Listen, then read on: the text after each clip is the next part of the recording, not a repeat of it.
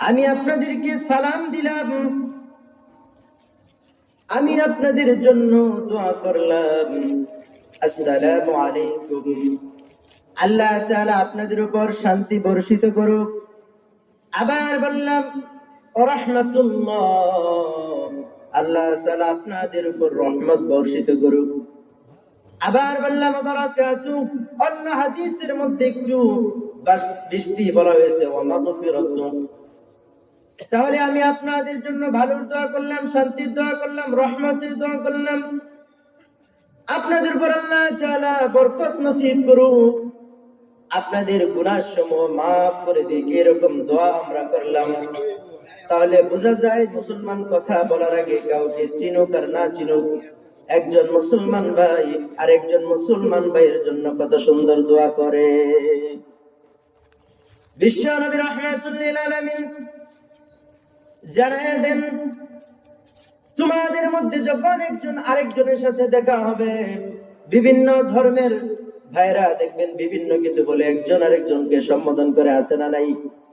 কেউ বলে hi, good morning, good night, এগুলোর মধ্যে কোনো ফায়দা নাই। এই জন্য আল্লাহ তাআলার পয়গম্বর সাল্লাল্লাহু আলাইহি ওয়াসাল্লাম আমাদেরকে এমন একটা জিনিস শিক্ষা দিয়েছেন, ইউসাল্লিমুস সাগীরা ওয়াল কাবীর, তোমাদের মধ্যে বড় আছে, বড়রা ছোটদেরকে সালাম দিবে এবং ছোটরা বড়দেরকে সালাম দিবে। সুবহানাল্লাহ পড়েন। এই জন্য বিশ্বনবী রাহমাতুল লিল আলামিন জানায় দেন, মুসলমানের জীবনে সালামের অনেক গুরুত্ব আছে না নাই? এই জন্য একজন মুসলমান ভাই আর একজন মুসলমান ভাইয়ের জন্য দোয়া করবে। আল্লাহ তাআলার পয়গম্বর বলেন, তুমি যখন তোমার ভাইয়ের জন্য দোয়া করবে, তোমার ভাই যখন তোমার জন্য দোয়া করবে, তোমার ভাইয়ের জন্য যদি তুমি দোয়া করো, রাহমাতুল লিল আলামিন জানায় দেয় আল্লাহ রাব্বুল আলামিন তোমার ভাইয়ের জন্য দোয়াটা কবুল করার আগে আল্লাহ তাআলা তোমার উপরে আগে দোয়াটা কবুল করবেন। বলেন সুবহানাল্লাহ। এই জন্য বিশ্বনবী সাল্লাল্লাহু আলাইহি ওয়াসাল্লাম আরো জানায় দেন, তোমাদের ভিতরে রাগ আছে, তোমাদের ভিতরে হিংসা আছে, যদিও থাকা এটা জরুরত না, এটা ভালো মুমিনের লক্ষণ না, কিন্তু মানুষের মধ্যে আছে না নাই?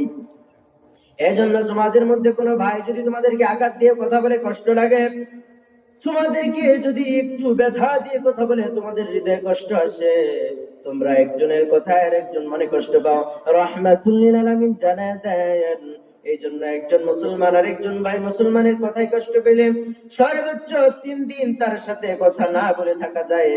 চতুর্থ দিন তার সাথে যখন কথা বলবা, তোমরা সালাম দিয়ে কথা শুরু করবা। করেন সুবহানাল্লাহ।